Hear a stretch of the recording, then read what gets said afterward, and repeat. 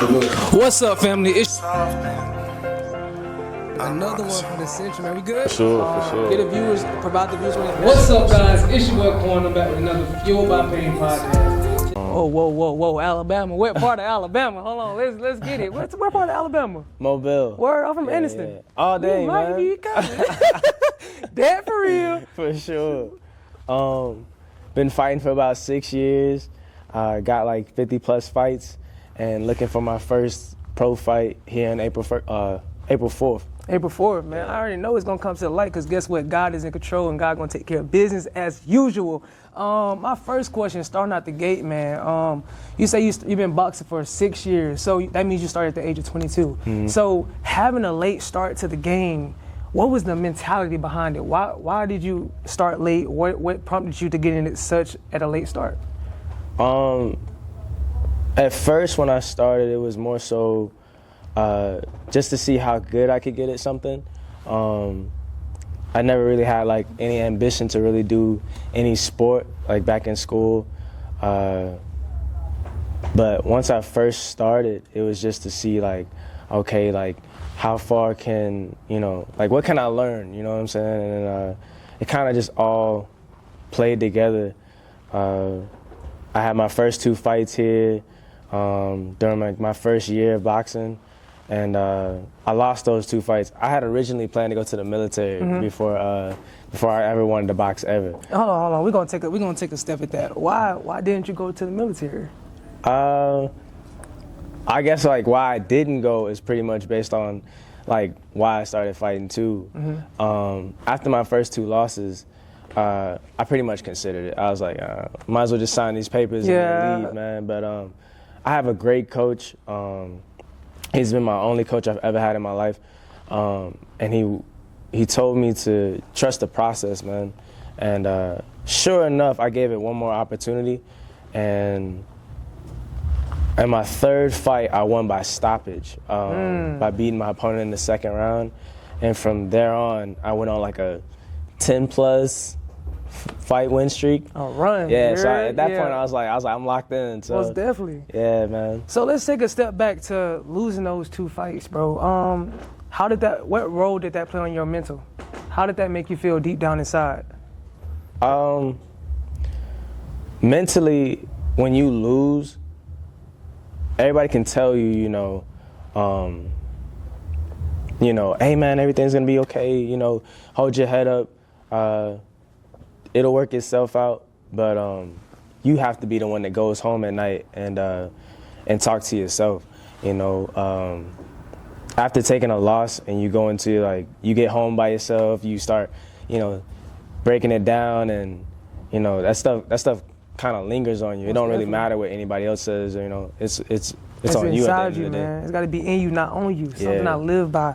So I recall you talking about your coach being the only coach you've had your whole life. So if you had to expound on something, what's something in him that you've seen that you wanted to become some of yourself, for him to only be your coach at that point and your only coach to this point in your life? He has a very good eye for seeing talent. And his encouragement. He sounds like a football coach, how like they yell or whatever. But, yeah, for sure. But he's only yelling because he sees how good you're capable of being. He may come off as being hard and tough, but this is a hard sport. You know what I mean? This is a sport where you don't play this, you know what I'm saying? So you can lose your life in here just off of sparring. So based on my coach and him being my only coach, I was willing to listen to anything he said. And after winning, of course, after 10+ wins, how am I not gonna listen to you? You know what I'm saying? You told me to trust the process, so and I did. So now we're here. Let's talk about that winning streak of yours. So going on a 10+ winning streak after going through 2 losses, what did that do for your ego? What did that do for you as a person? What type of, you feel me? What type of beef did you get around yourself, bro? Because I know the momentum came with it. It did good, but it also did bad things for my mental. I believe once I won, well, first of all, when you start learning how to box, like you go through like these phases. Like one of the phases is like, man, I can't wait to put these hands on somebody, man. Like, You ready to beat everybody up. Right, man. You like, man, I can't wait to like put hands on somebody. But then after a while, you start to learn like, man, I really don't want nobody to try me. I kind of just want to stay out the way. After those first few wins, and then like going on that streak, I kind of got ahead of myself. I was like, man, I'm nice, you know what I'm saying? I didn't got to worry about nobody. I would then run into like the top tier level boxers, you know, and they set me straight pretty fast, you know. But humility. Yeah, I think that's like a valuable thing to learn inside of boxing for sure too, is humility. Being humbled in the sense of, you know, you can't win them all, you know what I mean? You gotta be willing to take the good with the bad and the bad with the good, you know. Just be prepared for things like that, you know. That's crazy. I can imagine just going on a 10 run. So it's crazy. I boxed for a little minute. I boxed for a little minute, you heard me? So in that time, I think some of the things that I had to learn was controlling my anger. Otherwise, you'll spring out and get tired. And a lot of people don't understand that. So a question I have for you is, what mentality are you in when you're inside the ring that helps you stay grounded? When it comes to like sparring or just in general being in the ring, you kind of gotta have a switch. You know what I mean? I'm not like a mean dude on the outside of this ring. So, but when you get inside this ring, you know, all that has to turn off. You have to immediately lock in and realize that, regardless whether it be sparring or a fight, you know, this could be your last time doing this. You know what I mean? Like, regardless of whoever you're sparring or whoever you're fighting, it could be your last time doing this. So you have to lock in and realize that you're doing this for a reason. You should never be boxing just to box, you know. You should have a real goal in what you're doing. Some people do this because they feel like they have to do it. Some people do it because, you know, they're trying to get themselves out of something. You just gotta have a killer be killed instinct for real. Nobody's really in here to be your friend when you're inside this ring. You know, it's a fight for a reason, so. Ain't that true? I ain't gonna lie. It truly is a fight. Yeah. I got a question for you. So boxing is as much mental as it's physical. How do you handle self-doubt, pressure, and setbacks in the ring and in life? As far as like being in the ring, it's best to take time for yourself. It's best to reevaluate. Still stay focused on the plan, you know, but take time to take care of your mental for sure. That goes whether it be in the ring, outside the ring. You know, boxing it takes a very big toll on your head, man, physically and mentally. So I think one thing that I do to help me with my mental is I pray. I'll try to read, do something, just something to like distract yourself. You can get caught up in this stuff too much and you lose focus on everything else that's around you. And that goes for like anything. Just take moments for yourself. Take moments to appreciate the small things in life, whether it be like you woke up that morning or, you know, you have an opportunity every day. You have a fresh 24 hours every day, so appreciate that, you know. Find moments to I guess, not focus on the thing that's draining you. Most definitely. Focus on the little fish sometimes, because the big fish always going to be there. If there's nothing I learned, the big fish is always going to be there. It fills up the room. It's the little fish that you got to worry about. I'm telling you. So let's take it back a little bit. What was life like growing up in Bama? Let's take it to Young Ty. Tell us about Young Ty. How many siblings do you have? Mom Dukes in your life? You grew up in a single family household? Growing up in Alabama was probably, I had a very great childhood. I love talking about my childhood. My childhood in Alabama was probably, it involved, well, obviously like one of like the best times of my life. You're from there, man, so like you can understand, like we're outside. I don't like Bama. I don't like Bama. You know, you outside, it comes with what's the word? It's very hospitable. You get hospitality. Yeah, you know what I mean. I learned a lot of my manners from there. I have like how many siblings? I have 2 brothers, 3 sisters. I have like 8 aunts on one side, 10 aunts on the other side. Like, I have many cousins, man. Crazy. But growing up in Alabama was very much different than growing up in Georgia. No cap. Yeah, for sure. Definitely a scenery change, but I enjoyed it all. I still go back and forth time to time to visit like cousins and friends and all types of family. But even then, you know, I wasn't interested in boxing, you know, but you know, yeah.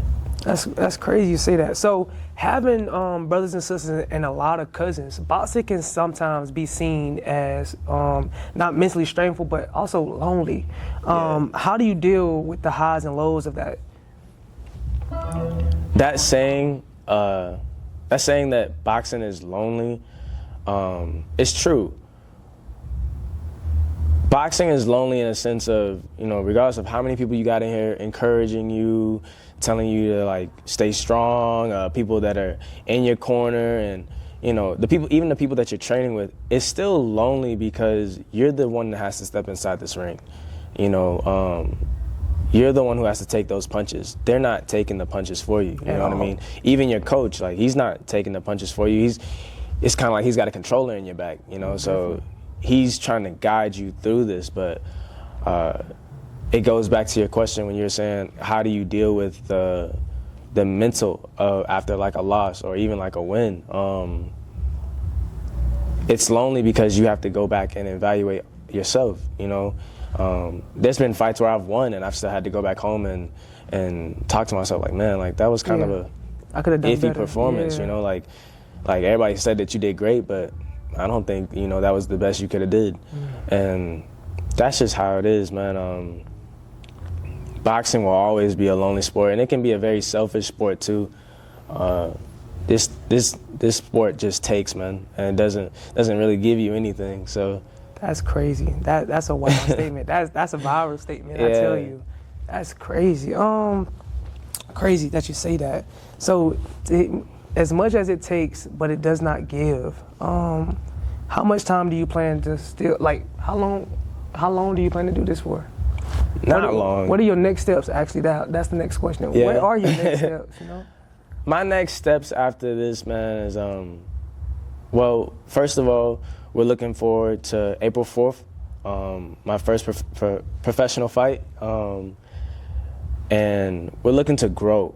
I don't plan on being in this for long. I really want to get in, do what I can to the highest level that I can, and get out, man.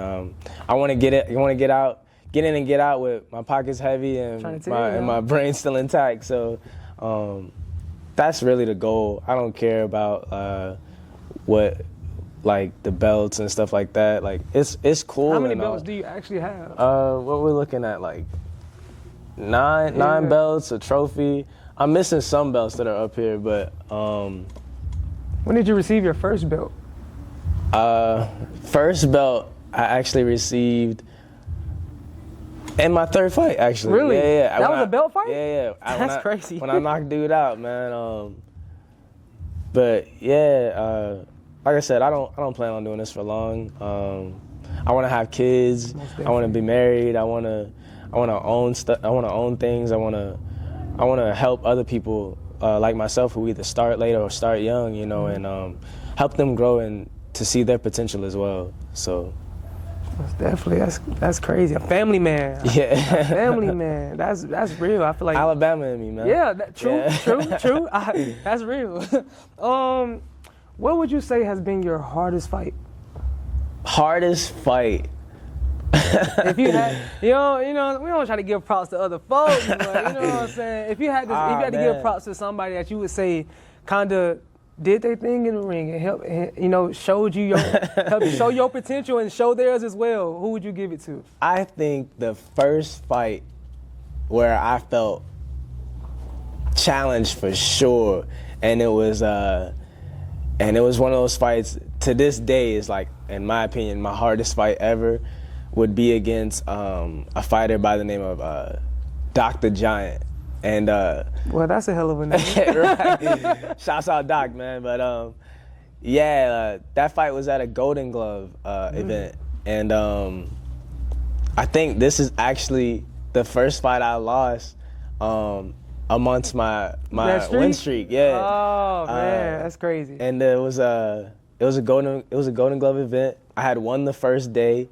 And then I remember when they were telling me about who this guy was, like after I had won my first fight, like, hey man, like you fighting Doc tomorrow. Yeah, I'm like, who the nah, like I was like, who the hell is Doc, right? Like, but they were like, man, he's got multi-state championships, multi-time national champ, and they were telling me everything but that this dude was gonna knock me out, man. And I swear, dog, like they were not giving it to me straight for real. They ain't tell you the truth, bro. Nah, man. So like, but I think like that amped me up. You know what I mean? I feel like that was like, man, all right, let's see what he's gonna do, man. It definitely played a role. And so I remember as soon as like the day came, man, like I get amped the more time that it's taken to get there, and sure enough, when we hop inside the ring, I do like my little prayer thing, and I come to the middle, and then I remember seeing him, and like his name kind of holds up, like he's standing over me, and I was like, oh man, I didn't give a damn, man. I was like, let's go to war, man. Yeah. And I think this was his first fight back in like a while, man. I can't really remember, but I knew in that fight that I was gonna be outclassed, but I bit down and I gave it my all, and we went all 3 rounds, and I'm pretty sure it was a split decision, but even that was good enough for me. Like I had did so much that like people would have thought that I had won by the way that we were cheering after the fight, like I lost, but after we hopped out the ring, everybody was cheering for me and were like, man, you did your thing, man. Like you could have, like if you had pushed like just a little bit more, man, you would have won. To this day, that has to be my hardest fight, and it let me know that I can do this. I can be in here with that top level, and ever since then, man, I've just continued to push I ain't gonna forward. lie, y'all. We had some unfinished business. Not gonna lie. So, Ty, what is your fighter name, brother? My fighter's nickname is Tyanmite, actually. Tyanmite. How did you get that name? It wasn't the name that I picked out for myself. I really got it inside of the gym. Shout out to one of my close friends. His name is Robert. Shouts out to Robert, man. Yeah. I remember one day I was in the gym and I was sparring or something like that, and I was catching like mean hooks and overhands, and he just said it. He was like. Man, I got dynamite in his hand. Tyanmite. Tyanmite, yeah, that's yeah. real. And I was like, I can rock with it. You know what I mean? And it stuck. And it stuck for like a long time. And I didn't know that it would, be a staple now. So, yeah. Now we rocking with that name. Well, it's definitely Tyanmite. Yeah. That's different. That's definitely different. It's some power in them hands, huh? Something like that. Yeah, I already knew he was gonna say that. Something like that. That's real. And expounding on the topic, man, who would you like to fight next? I ain't gonna lie, y'all. We had some unfinished business. Not gonna lie. So, Ty, what is your fighter name, brother? My fighter's nickname is Tyanmite, actually. Tyanmite. How did you get that name? It wasn't the name. Anytime, any place. Anytime, any place. Real Creed style. No, that's real. I mean, for this sport, you kind of have to, man. You got to be willing to fight anybody. You can't just keep cherry picking forever. Most definitely. Truly, anybody that's in the way, whatever the ranking is, no matter the skill level, we down to fight them. Any and everybody, man. Man. Yeah. Straight like I definitely want to take a step back and talk about Golden Gloves. Hold on. So you've been there. Have you won some? I have yet to win a Golden Gloves. I have fought in 2. The first one I lost to Doc, like I said. The other fight I lost to somebody, I forget the name. I think I won the first day again, but ended up losing the next day. I forget. So hold on, you keep saying day. Is Golden Gloves like how many days it goes? It's a multi-day event. Also, don't fall for anybody that says like, man, I fought Golden Gloves. Like, who's probably lying to you. but see, I never know that. That's crazy. Yeah, it's a multi-day event, man. Depending on how many people are in your bracket, you know, it can be like 5 people in your bracket. You can fight 3 days. You know what I mean? But it's a state, region, and then a national event. Most definitely. Damn. Started at 22. Been to the Golden Gloves. Do you have dreams of going to the Olympics and fighting for them? I think they was actually thinking about taking it. They actually just said, what was it, like yesterday or something like that? It was yesterday. Yeah, that it's back inside of the Olympics for LA 28. So I don't know, man. That'd be something to look forward to for sure. I think we can give it a shot. I think putting this out, it can definitely, you know, get the eyes on you, man. It's God's work. Yeah. I don't know if pros are allowed to jump into the Olympics, but don't quote me on that. But you know, most definitely. That's crazy. This is very interesting. I'm learning so much about boxing that I actually never knew. So when you step inside of the ring, do you have sponsors or anything? Oh, for sure. Shouts out to my sponsors, Sensei Fightwear, 2 Weeks Out, Good Landing, and of course the gym that I'm from, Versetti Fight Club. Let's talk about the gym that you're from. Why do you call this place home? This place is home because it is the first gym I've ever been to. And I grew up, I pretty much found myself as a man in here, you know. I think that's like the most valuable thing as a man to find out is, you know, who are you? You know, like, what is your purpose? I feel like every man really looks forward to figuring that out about themselves, you know. We don't want to just roam, you know, and I think here is where I found out more about my character. How strong are you mentally? How strong are you physically? Like, it's so much that goes into this, and I believe this gym has taught. It's for one thing, I've been able to meet such great people here. Not only just my coach, but I have great teammates. And don't get me wrong, I've been to other gyms to like spar and do things like that. But I think it wouldn't have worked out any better if I was at any other gym. I was supposed to be here. This feels like home. That's where it's supposed to be at. Yeah. I mean, God would never put you in a situation you're not supposed to be in. And then it's crazy. I was just looking around the ring. This is a lot of blood. It's not a design. Like, man. bro. It's not a design. Y'all can't see this, but it's a lot of blood on the ring, y'all. Literally blood, sweat, and tears, you know, has gone into this sport, man. So we don't see you doing this for a long time. We're doing this for a good time, not a long time. For sure. You know, I ask people this all the time. What are you willing to sacrifice? Yeah. What are you willing to sacrifice to get yourself to those next steps?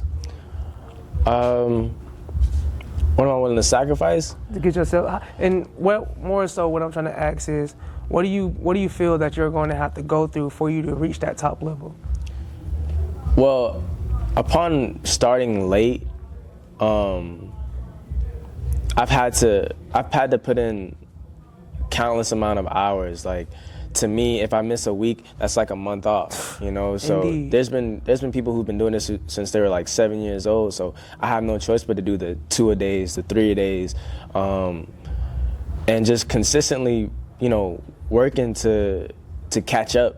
So to me, it's a game of catch up at this point, and I can't take time off, you know. Even when like it comes to like vacations and stuff like that, like I gotta train during those vacations, you know. And it's also good to have people in your corner who are the same way, you know, people who have the same mentality, people that are also on that same mindset as yourself. That's the only way to really get through this, man. But I'm willing to sacrifice time and obviously blood and sweat to get to where I need to be, man, for sure. Definitely, obviously, bro. As a boxer, whether you're jumping into the game now, whatever age that you're at, realize that there's really no time limit to this thing.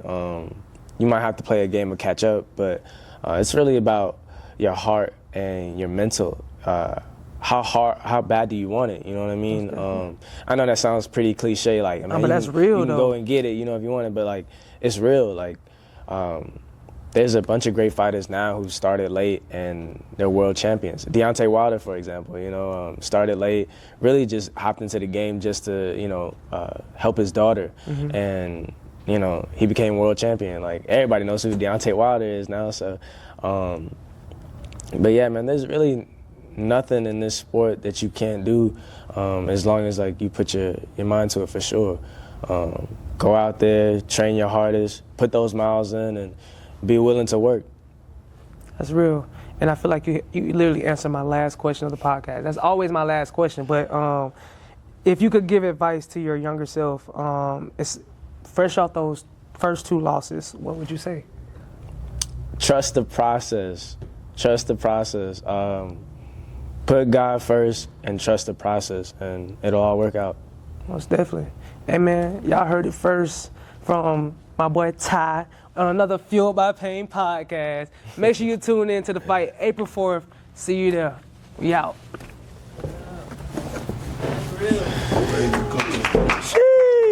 Sheesh.